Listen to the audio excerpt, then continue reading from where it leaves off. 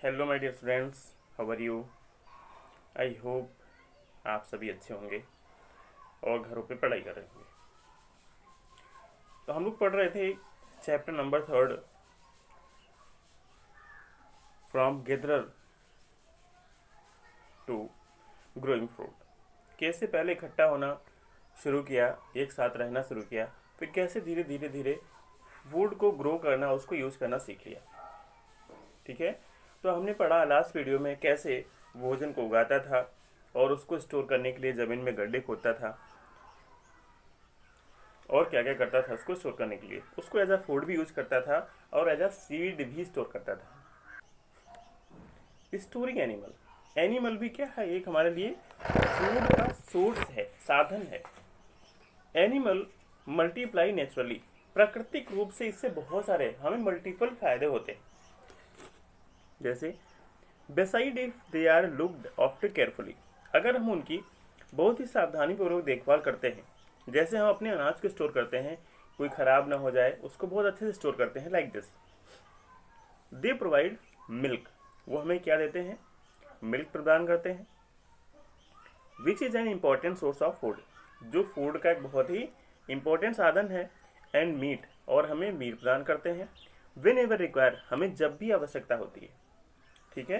तो इस प्रकार हम कह सकते हैं कि एनिमल्स भी क्या है, हमारे लिए एक सोर्स है फूड का, और ऐसा सोर्स जो स्टोरिंग है, कभी भी जब हम चाहें तो उसको यूज कर सकते हैं। इन अदर वर्ड्स, अगर दूसरे शब्दों में कहें तो animal that are reared can be use as a store of food. ठीक है। तो हम दूसरे शब्दों में कहें, जानवरों को हम पालते हैं तो उनको हम as a store of food use करते हैं, ये कर सकते हैं। ठीक है। तो ये भी एक स्टोर ऑफ फूड है। अपार्ट फ्रॉम फूड, फूड के अलावा what are other things that could have been obtained from animal, food के अलावा और कौन कौन सी चीज़ें हम जानवरों से प्राप्त कर सकते हैं, ऑब्टेन फ्रॉम एनिमल्स। तो बहुत सारी मॉडर्न टाइम में बहुत सारी चीज़ें हम ऑब्टेन करते हैं, लाइक वूल बनता है। ठीक है। वो किससे बनता है, लेदर प्राप्त करते हैं nowadays. What are animals use for today, पूछ रहा है वर्तमान समय में हम जानवरों को किस पर्पज से यूज करते हैं। तो मॉडर्न टाइम में एग्रीकल्चर में यूज करते हैं। ठीक है। और रेसेस वगैरह के लिए एज आ आप कह सकते हैं ट्रांसपोर्ट यूज करते हैं।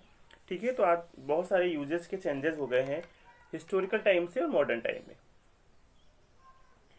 Finding about the first farmer and herders, कहले सबसे पहले कहाँ फार्मर्स हुए, कैसे उन्होंने कृषि करना सीख लिया। फर्स्ट फार्मर्स एंड हर्डर्स, और जो चरवाहे रहते थे, हर्डर्स रहते थे, तो उनके बारे में हम पता लगाते हैं। इन द न्यूलिथिक एज, जो आपने पाषाण काल पढ़ा था, उसमें पैरोलिथिक, मेसोलिथिक और न्यूलिथिक मीन्स नव पाषाण काल। जब नव पाषाण काल था उस समय people became food producer from food gatherer, तो वो फूड प्रोसेसर से फूड गेदरर बन चुके थे। ठीक है। They shifted from nomadic life living to become shelters, और ये नव पाषाण काल में नोमैडिक जीवन से निकल के सेटलर्स का जीवन जी रहे थे, मीन्स एक साथ रह के जीना शुरू कर दिया था। They started cultivating wheat, barley, millet and rice, और इन्होंने इन फसलों को उगाना भी, कल्टीवेट करना भी सीख लिया था। कौन कौन सी फसलें, wheat, barley, millet and rice.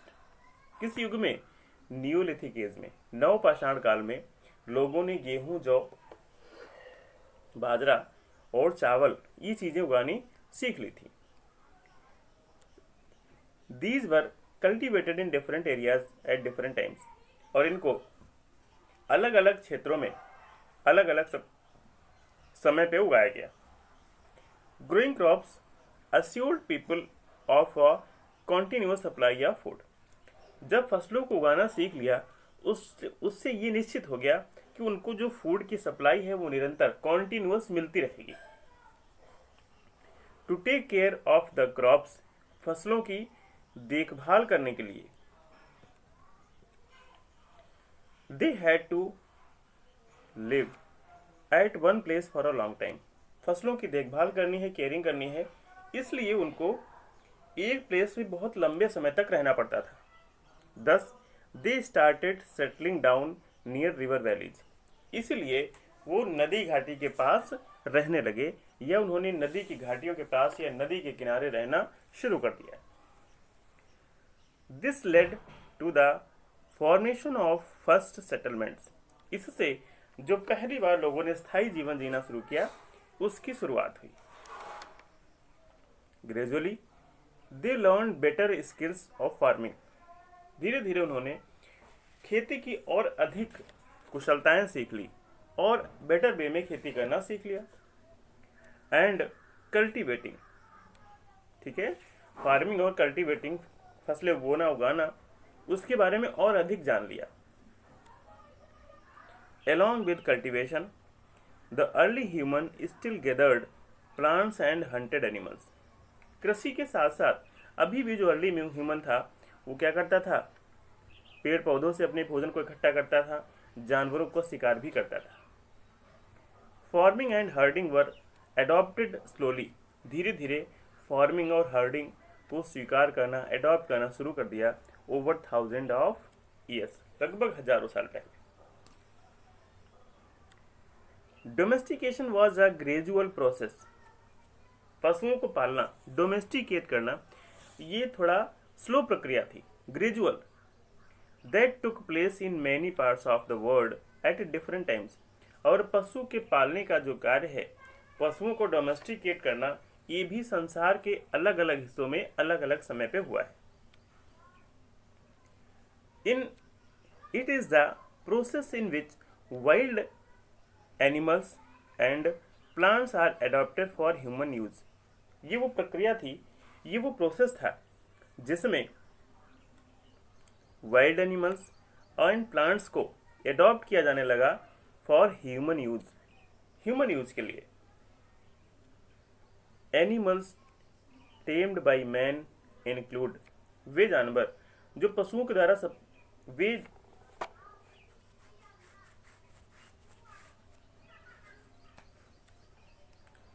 Animals tamed by man include, वे जानवर, वे पशु जो सबसे पहले ह्यूमन बीइंग के द्वारा बांधे गए, उनको पकड़ा गया या डोमेस्टिकेट किया गया। कौन कौन से थे? कैटल, शीप, गोट, ये कुछ प्रमुख जानवर थे। Tamed animals were different from wild animals, और जो टेम्ड एनिमल्स थे ये जंगली जानवरों से थोड़ा अलग थे। उदाहरण के तौर पे, for example, the teeth and horns of wild animal were generally much larger. इनके दांत और सींग, teeth and horn of wild animals, जंगली जानवरों के जो दांत होते थे, सींग होते थे, ये थोड़े समान रूप से अधिक बड़े होते थे।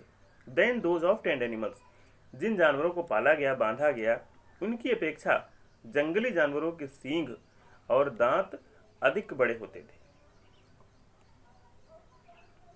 Domestication of animals meant a good supply of milk, meat and hide. पशुओं को पालने का मतलब एक अच्छी सप्लाई, अच्छी व्यवस्था क्या है कि मिल्क, मीट एंड हाइड, खाल, जिससे वो कपड़े बनाते थे। Larger animal were use for farming and transportation, और जो बड़े बड़े जानवर होते थे उनका यूज क्या के लिए करते थे? वो फार्मिंग के लिए और ट्रांसपोर्टेशन के लिए। ओके, प्लांट्स पर also domesticate by the early humans. कुछ प्लांट्स भी थे, उनको भी डोमेस्टिकेट किया गया, उनको भी अपने आसपास उन्होंने लगाना, उगाना सीखा। The plants that yielded large size grains, ऐसे पौधे, ऐसे प्लांट्स जो उनको बहुत अधिक अनाज देते थे। Had strong stock and were capable of bearing the weight of ripe grams were selected. पके हुए अनाज का बोझ, ऐसे पौधे जो सक्षम थे पके हुए अनाज का, पकी हुई चीजों का बोझ उठाने में, मीन्स उस पे जो भी अनाज आएगा, जो भी फसल आएगी, उसका बोझ वो पेड़ उठा लेगा। तो ऐसे पेड़ों को उन्होंने सबसे पहले सेलेक्ट किया। Over the years man learn to preserve, select and sow good quality seeds. कई साल गुजरने के बाद ह्यूमन बीइंग ने सीख लिया कि कैसे हम उनको प्रिजर्व कर सकते हैं, संरक्षित कर सकते हैं, select and sow good quality seeds, उनका हम जो अच्छे बीज हैं उनका चुनाव कर सकते हैं, उनकी दोबारा से हम बुवाई कर सकते हैं। 10. Domesticated plants become different and also better than the wild plants of the same type. इस प्रकार जो डोमेस्टिकेटेड प्लांट्स थे वो भिन्न हो गए, भले ही वो एक ही प्रकार के थे। जंगली और डोमेस्टिकेटेड प्लांट्स में डिफरेंस हो गया। रिमेन्स ऑफ ग्रेन, जो अनाज है उसके कुछ अवशेष पाए गए हैं। Remains of grain and domesticated animals of the Neolithic period have been found in Chirand in Bihar, Tiklakota and Hallur in Karnataka, and Payampalli in Tamil Nadu. इसके अवशेष, जानवरों को पालने के अवशेष, प्लांट्स के पौधों के अवशेष, अनाज के अवशेष, ये पाए गए हैं न्यूलिथिक पीरियड के। कहाँ पाए गए हैं? चिरांद इन बिहार, तेकलाकोटा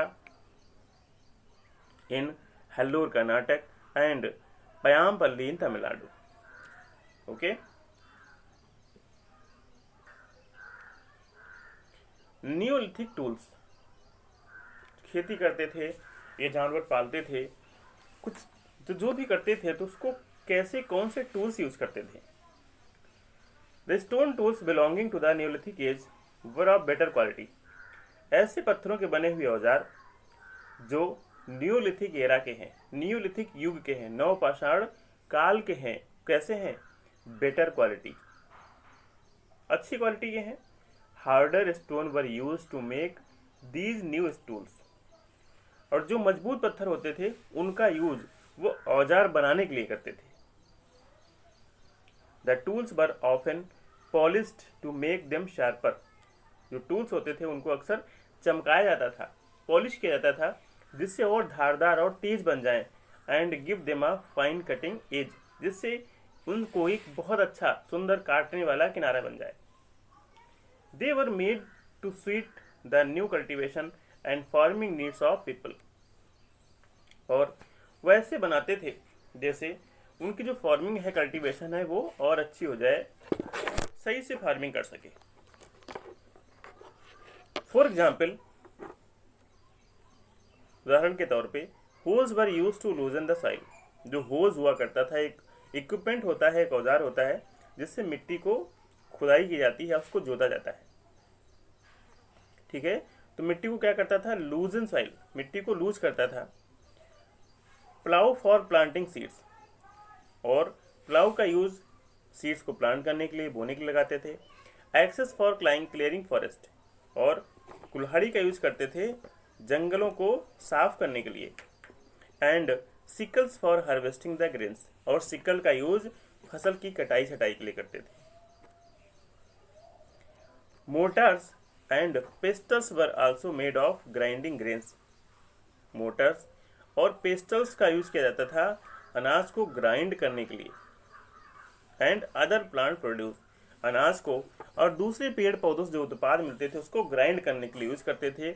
इन चीजों का Motors and pastels. At the same time some tools of the Paleolithic type continue to made and used। और न्यूलिथिक एरा में कुछ औजार पैलोलिथिक एरा के भी यूज किए जाते थे। An interesting point to be noted is, एक इंटरेस्टिंग पॉइंट है जो ध्यान देने योग्य वाली बात है, that many of the neolithic tools modified to some extent are being used even today. कुछ औजार जिनको न्यूलिथिक एज में मॉडिफाई किया गया था, बनाया गया था, उनमें और अधिक मॉडिफाई करके हम उनको आज भी यूज करते हैं वर्तमान समय में। ओके।